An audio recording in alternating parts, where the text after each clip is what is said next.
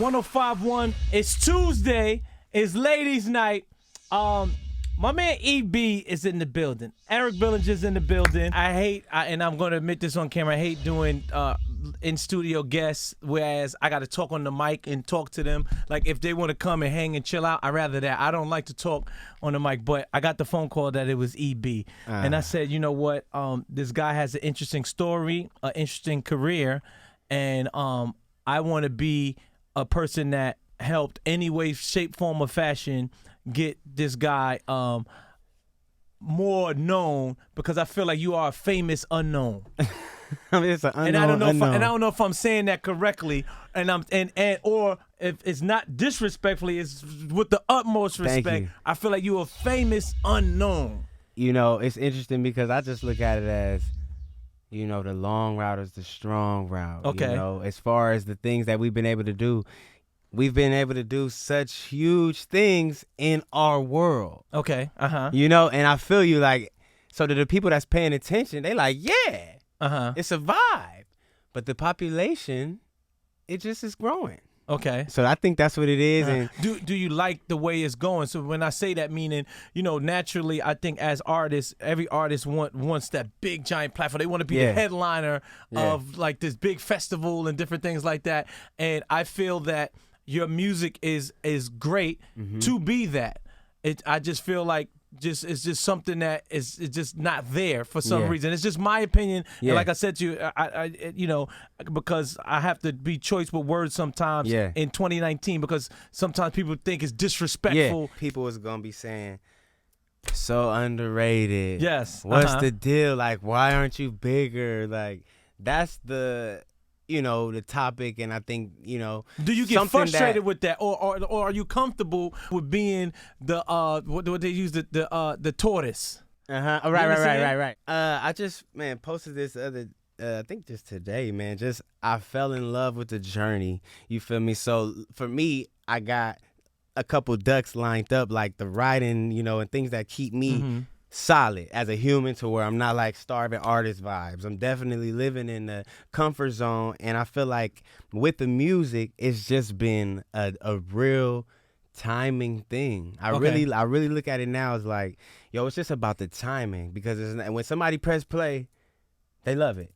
Yes. When they introduce to me, we vibe out. You feel me? So it's always just positive things. I think it's just being in the right places at the right time. Now taking the same work ethic that I have in the studio, grinding it out, making sure I got another album, have that same energy towards meeting people, getting out and hitting the city, you know, and making sure I'm at the events so that people can, you know, put a face to the name that they're hearing in the music. Yes. And, you know, getting more notoriety and more facial recognition just from being out there. I've seen that you've been independent a lot. Yeah. But it seems like now it's just like you toying with doing a deal with other people and things like that. So as an independent artist, or other independent artists looking, like, what is the pros and cons of both ways? The amount of records that I could release is endless. The amount of songs that I want to put out. Being independent, because I own it. A lot of times when a label has a certain infrastructure, every artist can't just be putting songs out, because it's an organized release. It's a strategy when it comes to, okay, cool, TDE. Right now we focusing on SZA. All right, SZA, boom, album, everything, bang.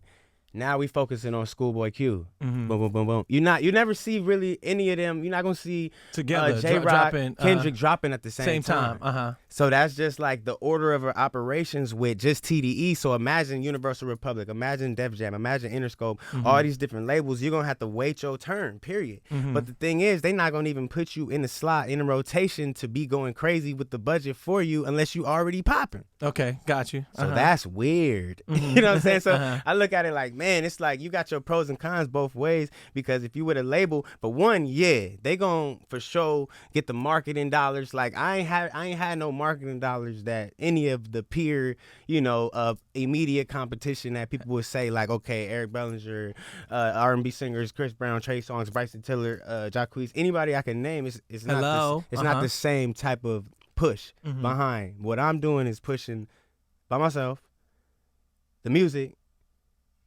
That's it. What would you put first? Yeah. The writer or the artist? Singer-songwriter. Singer-songwriter, because I'm born to sing. My gift is singing. The talent is the songwriting. Okay. That's a talent. Mm-hmm. The gift is the singer. My voice, I effortlessly will sing circles no matter what. The writing is something that I grew to love and perfected and worked at it until my name rang bells when it came to songwriter, to behind the scenes. And now the artistry, I had to start all the way back, ground zero, do them same, the same way I worked my way up from working with artists that didn't have a name for themselves yet and got my way up to the Justin Biebers and Chris Browns. I had to work my way up with doing shows with 15 people in the crowd, 100 people in the crowd, 1,000 people in the crowd now, and the same grind that I did and took with that, I know I had to do with this. So I always want to tell people to make sure that they know what they're getting themselves into. Everything is going to take long, hard work. Okay. It seemed like with you, and I could be wrong, and you can say I'm wrong or right, most songwriters usually are quiet. And it seemed like you are more vocal. Oh, I wrote that song. The Usher song, I wrote that song. And to me, but I don't never hear backlash from, hey, why is he blowing it up that I wrote this song or different things like that. So are you, would I be right by saying that you are a person that say, I wrote this song? For sure. Okay. With media right now, they gonna run with whatever they see. Like whatever they see, they're gonna be like, okay, that's what happened. They're not doing no research check. They're not doing no factual check. So, even if another songwriter may have been on it and maybe they only wrote like a pre-chorus or something, or like even a line on one of the verses or something, and if they say they wrote it first, that's what everybody runs with. Say they wrote it. You know what I'm saying? So I learned early to, at least state my claim, and let people know, hey, I wrote that, because the artist ain't gonna say it. That's why me as a artist, if you look at the song when I just released, I put all the co-writers, I put the producer, I put the engineer, I put the master engineer, I put the artwork person, the photographer, just because I've been behind the scenes and I know what it's like to do low key everything and just be nowhere near towards the credits, no type of help, nobody know that I'm even a part of the record. So now I'm like, okay, cool, we don't got the old school where you can buy the Miseducation of Lauryn Hill and you can open up that little orange booklet and you can say, ooh, who did Zion? Oh snap, who did that thing? You can't do that no more. So now my Instagram, my captions, my story is my CD booklet for the new generation. Now that you're telling me that you're comfortable with saying this, and I feel that it's a way to say it. I forgot that the initial question was, yo, don't nobody really be tripping. What's up? But it's just about the relationships. Okay, cool. In my circumference, and a lot of people, they'll come and I say, yo, Eric Bellinger. I'm like, who the hell is that? Like, and I want you to in this platform to tell some of the songs that you've written, because I think that you've done masterpieces. Thank you, bro. Can you tell the people? Chris Brown, we done worked for a couple years now, like almost a decade. So, even starting back I want to say this from too. the Fame album. One time I played somebody, he was like, that sound like Chris Brown. I was like, nah, God, Chris Brown sound like him. I want to CB, that's my guy. You know what I'm saying? Like, no, especially earlier. God, earlier, it was definitely like a lot of the things that we all. Man, I'm talking about even Usher. Like when we do the songs and I'm vocal producing the songs, that's my job. Like it's literally a job. And R&B is just looked at a little bit different than rap, because R&B is looked at and known for entertainment. When you think Motown, when you think Smokey Robinson, you thinking of them writing them songs. They ain't writing them, but the thing is, you looking at Diana Ross on stage singing, and that's her gift, her voice, her ability to mesmerize. But rappers, the whole claim to fame is, I done been through this. I done been here. I done ducked shots. I live what I'm saying. It's gully. Yeah. You feel me? So it's a little bit different with R&B. They real cool. It ain't no beef. They know what time it is. And I think because now they really want to see me win at the same time, they cool. Like, we get off of the things that you have written. So I wanted, because I want people to know these things. Chris Brown recently on the new Indigo album, you got the intro title track Indigo. You got Temporary Lover. You got Early 2K with Tank. You got Emerald off the X album, and I mean off the Indigo album. Then off the X album, you got Fine China, New Flame, Love More, Stereotype, Add Me In, No Lights.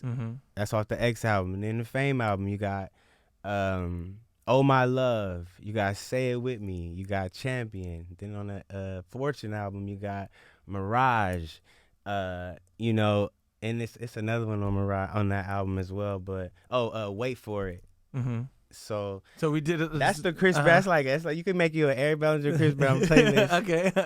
And you can vibe out. Shout out to CB. Usher, I got, man, What Happened to You? You got Let Me See. You got Go Missing. Justin Bieber Right Here featuring Drake. You got Justin Bieber, Thought of You, Trey Songz, Disrespectful, Selena Gomez, Intuition, Ashanti. You got it's really a lot of the R&B on the R&B tip, you know, that it was just behind the scenes. Cats didn't know some Omarion songs, some Tank songs. I got the Tank If. What is it? Only You Knew. What is the first thing? You're in the studio. Yeah. You present a song to an artist. Yeah. What is part 2 of what this writer needs to do? Business wise, they wrote something. Do they just leave the studio? Do they get some paperwork at the studio? Do they get it another time? What do these writers do? They say this is the rule in the book. If you read, you're supposed to have split sheets right there at the studio session. You're supposed to write out you 50% and 50%, 100 total. 50% for the producer, 50% for the songwriter. Boom. If you the producer and you did the whole beat, you get 50%. If it's 2 writers, it's 25%. That's just how it's supposed to go. Period. You know, after you do that, maybe you write it down on a text message. Maybe you email it. But that type of business, I'm not even telling people. I'm not going to expect them to do that. Okay. You know what I'm saying? But just know that that's what you're supposed to do. You're supposed to get your splits right after the end of the session so that later down the line when it's a hit and people be like, nah, it's no confusion. You know what I'm saying? You knock that out the first day. So if you're not able to do that, you're not able to knock out wrestling, nobody going to come behind you. Yeah, that's right. If you're not able to knock out the splits right off the bat, this is gonna be the majority of the people. When you start seeing any type of release of the record, like online, out, go ahead and reach out and be like, hey, yo, I just want to make sure we handle that business on that because y'all gonna use that, if you waited until that point, because a lot of times when you start doing business and split sheets for people before it's like even time to do all that, sometimes it'd be like, yo, chill. Like, we just did the record. Like, I don't even know if I'm using it like that. You may like, turn people away. Okay. Yeah, so it's like, it's a fine line. And I think that's why I'm saying as soon as you see any inkling, because once it's out, it's like, it's out and it's big, like once you see anything, you reach out and they say, oh yeah, I got you, my bad. Because at the end of the day, you got to get clearances no matter what. If you say something, plus doing business with the right people is important. Okay. You got to make sure you're doing business with the people that you can trust because, when you're doing something with your brother, they're not going to get you. When you're doing something with somebody you shouldn't even be in the room with, take that one lesson as cool. I can't rock with them no more. Because everybody going to have those stories. I done wrote songs that are crazy big that I don't have no publishing on, but it was early on and I looked at those as lessons that later on taught me and I realized it's good that I learned it that way. Your tag is, this is going to be your favorite song. Yes. Right, and I also heard Trey Songz like, this your favorite song. Do you think that was like, oh, it was a little Jack? Nah, he kind of hit him with a, this your favorite song, and you sing along. Okay. And probably somebody do that. It's kind of like, you feel me? Okay, he was just trying to rhyme. Okay, I'm just asking. I don't want to be bashing. I thought you was gonna surprise me and say, no, I had a part in writing that song. That's what that's where I was coming from. Yeah. Okay, so all right. So EB's in the building. Listen, ladies and gentlemen, please, I would love you to research this man. He has very good music. Appreciate you, bro. I just can't express how talented that this man is, and I'm saying this sincerely. I want to get to that Appleberry Nana. Appleberry. I apologize. Appleberry. Now listen, what I'm telling you, right? This Eric Bellinger has music that you can bag a chick, right? And you put on Eric Bellinger, and she's like, oh my God, like it's like an impression type of artist. Like, oh, were you up on him? It's certain people, and I feel like it's a lot like Chrisette Michele is that type of artist. It's others that come to my you know, the Janelle Monáe. There's certain things, you know, certain artists are like that, and Eric EB is definitely one of those artists.